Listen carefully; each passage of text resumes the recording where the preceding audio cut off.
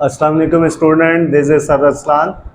हमारा MD D cat series का second lecture last class में हमने डिस्प्लेसमेंट टाइम ग्राफ को डिस्कस किया था और आज हम डिस्कस करेंगे one of the important topic velocity time graph. इस वेलोसिटी टाइम ग्राफ को एक्सेलरेशन ग्राफ भी कहा जाता है और ये जो डिस्प्लेसमेंट टाइम ग्राफ जैसे कि वेलोसिटी ग्राफ को रिप्रेजेंट करता था, इसी तरीके से आपके पास जो वेलोसिटी टाइम ग्राफ है वो रिप्रेजेंट करेगा एक्सेलरेशन ग्राफ को।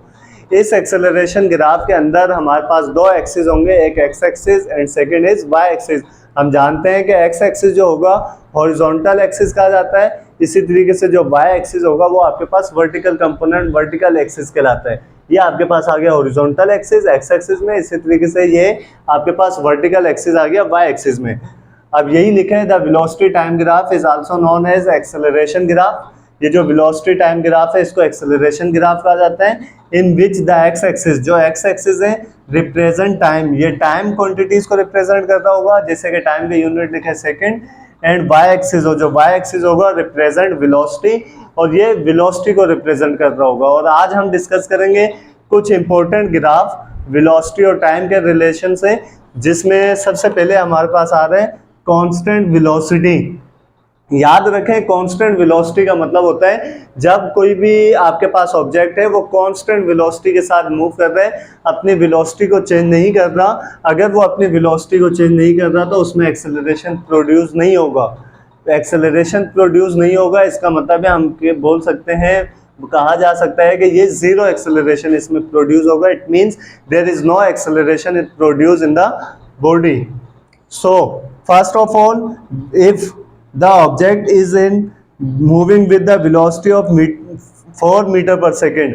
अगर हम स्टार्ट करें इस पॉइंट से, जब हमने टाइम को मेंशन करना शुरू किया, टाइम नोट डाउन करना शुरू किया, और उस टाइम पर हमने देखा कि जैसे ही हमने स्टॉप वॉच को स्टार्ट किया उस टाइम पर हमने देखा कि वो जो ऑब्जेक्ट है मूव कर रहा था 4 मीटर पर सेकेंड की स्पीड से। उस जैसे ही हमने स्टॉप वॉच को स्टार्ट किया उस टाइम हमने देखा ऑब्जेक्ट जो मूव कर रहा था और उसकी जो वेलोसिटी थी 4 मीटर पर सेकेंड।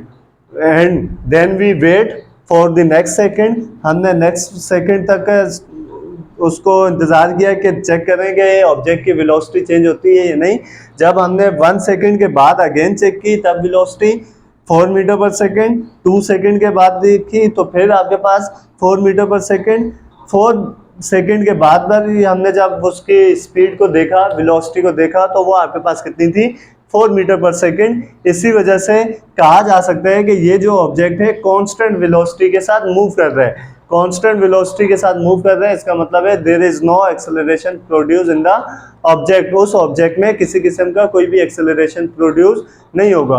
अगर इसी लाइन को हम लिखने की कोशिश करें कि ये रिप्रेजेंट क्या कर रहे हैं, ग्राफ देखें और ग्राफ हमें क्या रिप्रेजेंट करता है, एक स्ट्रेट लाइन है। एक स्ट्रेट लाइन है, किस चीज के साथ स्ट्रेट लाइन है, this straight line is parallel to the time axis. हम बताएंगे the straight line, straight line, ये जो स्ट्रेट लाइन है इन VT ग्राफ, मतलब वेलोसिटी टाइम ग्राफ में ये जो हमें स्ट्रेट लाइन दिखाई दे रही है रिप्रेजेंट किस चीज को रिप्रेजेंट कर रही है, represent zero acceleration. Zero acceleration it means there is no acceleration produce in the object. वो जो ऑब्जेक्ट मूव कर रहा था 4 मीटर पर सेकेंड की स्पीड से, हमने जब उसको स्टॉप वॉच स्टार्ट की उस टाइम हमने उसकी वेलोसिटी देखी 4 मीटर पर second. But after 4 second then we observe that the object is moving with 4 meter per second. There is no change in velocity, so that's why we can say that there is no acceleration produced in the object. उस object में किसी किस्म का कोई भी acceleration produce नहीं होगा। अगर इसी तरीके से कंटिन्यू रहे, लाजमी नहीं है कि वेलोसिटी जो है आपके पास वो कांस्टेंट रहेगी, चेंज भी हो सकती है। अगर चेंज हो उसके लिए मैंने ग्राफ पहले से ड्रॉ किया है जिसमें बताया जा रहा है हमारे पास कांस्टेंट एक्सेलरेशन। अब constant acceleration it means the acceleration produce in the body, वो ऑब्जेक्ट के अंदर बॉडी में एक्सेलरेशन प्रोड्यूस होगा, but the constant acceleration and the positive acceleration. अब इसका मतलब बताएंगे कि किस तरीके से कांस्टेंट एक्सेलरेशन है। ये कैसे हमें पता चलेगा, जैसे देखिए जीरो पर अगर देखा हमने ऑब्जेक्ट को, रेस्ट की हालत में था, किसी किस्म का कोई एक्सेलरेशन प्रोड्यूस नहीं हो रहा था, बट आफ्टर 1 सेकेंड, 1 सेकेंड के बाद जब हमने देखा तो उस ऑब्जेक्ट के अंदर वो जो ऑब्जेक्ट की वेलोसिटी थी वो 1 मीटर पर सेकेंड की स्पीड से मूव कर रही थी 1 सेकेंड। तो उसमें एक्सेलरेशन जो प्रोड्यूस होगा एक कांस्टेंट के साथ कांस्टेंट प्रोड्यूस होता रहेगा। अगर 3 मीटर पर सेकंड के बाद देखें तो 3 सेकंड के बाद उसकी जो स्पीड होगी वो 3 मीटर पर सेकंड होगी। तो यहाँ पर भी आपके पास स्ट्रेट लाइन बन रही है, but this is straight line is inclined to the time axis. अभी भी स्ट्रेट लाइन है, बट ये स्ट्रेट लाइन जो है वो टाइम एक्सिस के साथ इंक्लाइंड बना रही है, एक एंगल के साथ है। और वो आपके पास क्या है, कांस्टेंट एक्सेलरेशन प्रोड्यूस हो रहा है, जिसे पॉजिटिव कहा जाता है। स्पीड इंक्रीज हो रही है, इसी तरीके से एक्सेलरेशन जो प्रोड्यूस होगा उसे कहा जाएगा positive acceleration. This straight line, तो अगर इसको रिप्रेजेंट करना हो, हम किस तरीके से एक्सप्लेन करें इस ग्राफ को, तो लिखा जा सकता है दिस स्ट्रेट लाइन। ये जो स्ट्रेट लाइन है इन वीटी ग्राफ में रिप्रेजेंट किस चीज को रिप्रेजेंट कर रहे हैं, रिप्रेजेंट कांस्टेंट एक्सेलरेशन। मतलब ये कांस्टेंट एक्सेलरेशन और जो कि आपके पास है पॉजिटिव एक्सेलरेशन के साथ इंक्रीज हो रही है। स्ट्रेट लाइन के साथ साथ ये भी लिखा जा सकता है incline to the time axis. अगर हम लिखें this straight line which inclined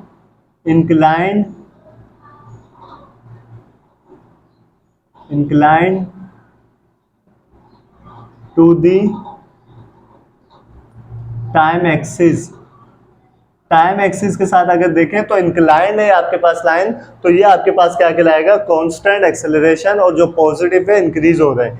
इसी तरीके से कांस्टेंट भी हो सकता है, फिर आपके पास डिक्रीज भी हो सकता है, नेगेटिव भी हो सकता है। कांस्टेंट एक्सेलरेशन है but at this time the acceleration is negative, तो वो रिप्रेजेंट करेगा कि इस बार वेलोसिटी इंक्रीज नहीं हो रही बल्कि वेलोसिटी डिक्रीज हो रही है। फिर अगेन हमने स्टॉप वॉच को स्टार्ट किया 0 सेकेंड पर, तो उस टाइम हमने ऑब्जर्व किया कि ऑब्जेक्ट की जो वेलोसिटी है वो है हमारे पास 4 मीटर पर second. And after 1 second, when the 1 second is pass, then we observe that the object is moving with 3 meter पर second. It means velocity decrease हो रही है। फिर हमने 2 सेकेंड के बाद ऑब्जर्व किया ऑब्जेक्ट को, तो ऑब्जेक्ट की वेलोसिटी 2 मीटर पर second. And after 4 second we observe that the object is at rest. Object जो है वो रेस्ट पर आ गया। इट मीन्स ये आपके पास जो ग्राफ है रिप्रेजेंट कर रहे हैं कांस्टेंट एक्सेलरेशन को, but negative constant acceleration. It means velocity decrease होती जा रही है। तो यही line, this straight line represent the constant acceleration but in negative direction. ये हमारे पास था आपके पास कांस्टेंट वेलोसिटी, जीरो एक्सेलरेशन, फिर constant acceleration in positive direction, constant acceleration in negative direction.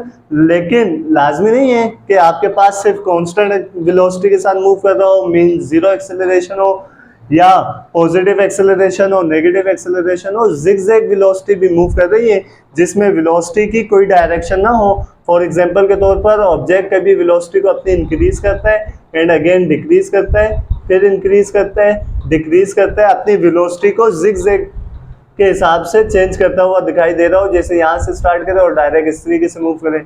ऐसी जो आपके पास एक्सेलरेशन प्रोड्यूस होगा वो आपके पास नॉन यूनिफॉर्म होगा, मतलब उसमें कोई कांस्टेंट नहीं होगा, जिगजैग होगा, वेरीज हो रहा होगा, वेरिएबल वेलोसिटी होगी। मतलब किसी भी कभी स्पीड इंक्रीज हो जाती है और कभी स्पीड जो है वेलोसिटी जो है वो डिक्रीज होगी। तो आई होप ये लेक्चर आज का आप लोगों के लिए बेनिफिट साबित होगा और इससे मुताबिक जो एमसीक्यूज होंगे वो भी आप लोगों को पीडीएफ शेयर कर दिया जाएगा चैनल के लिंक में। तो वहाँ पर आप इसको जाकर अबाउट में आपके पास इसके जितने भी इस टॉपिक के एमसीक्यूज होंगे वो आपके पास पीडीएफ अबाउट में लगा दी जाएगी उसकी फाइल, उधर से आप इसको डाउनलोड कर सकते हैं, देख सकते हैं। Take care of yourself. अल्लाह हाफिज़।